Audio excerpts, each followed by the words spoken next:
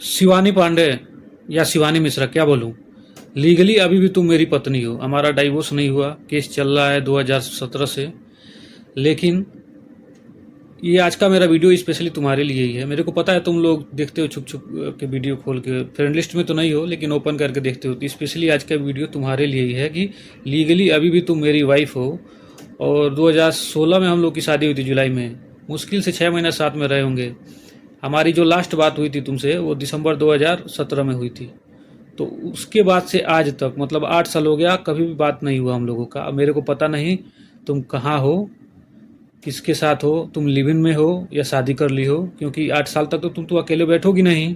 इसीलिए तुमको जाना था इधर से जल्दी। हो सकता है तुम्हारे पसंद का कोई होगा उधर पहले से ही, और ये तुम्हारी ज़बरदस्ती शादी हो गई मुझसे। तो तुमने ऐसा ड्रामा क्रिएट किया कि इधर से तुम जा सको, तुम्हारे घर वाले अलाउ कर सकें कि तुम जिसके साथ रहना चाहती हो रह सको।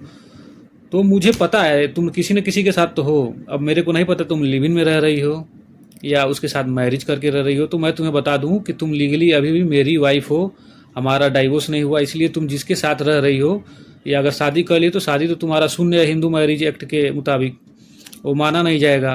अगर मान लो बच्चा भी होता है तो उसका भी कोई अधिकार नहीं होगा। तो ये चीज़ें समझ लो। मैं अपनी तरफ से कितनी बार कोशिश किया समझौता के लिए, लेकिन तुम लोग नहीं माने। तुम लोगों को बहुत ज़्यादा पैसा चाहिए, पैसे के भूखे ज़्यादा हो।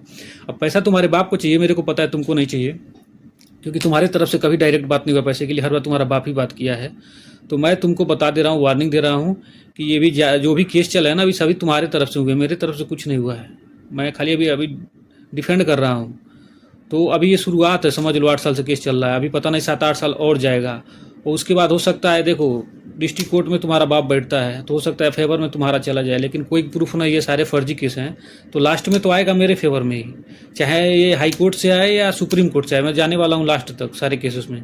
तो मेरे केस में सारे फैसला आएगा। उसके बाद मैं करूँगा तुम्हारे ऊपर डिफेमेशन का केस, फिर करूँगा सेक्शन 211 यानी 2 केस, झूठ बोलने के लिए और रेपुटेशन ख़राब करने के लिए। फिर 2 केस होगा मेरे भाई की तरफ से, क्योंकि उसका नाम तुम लोगों ने ख़राब किया है। फिर 2 केस होगा मेरे मम्मी की तरफ से।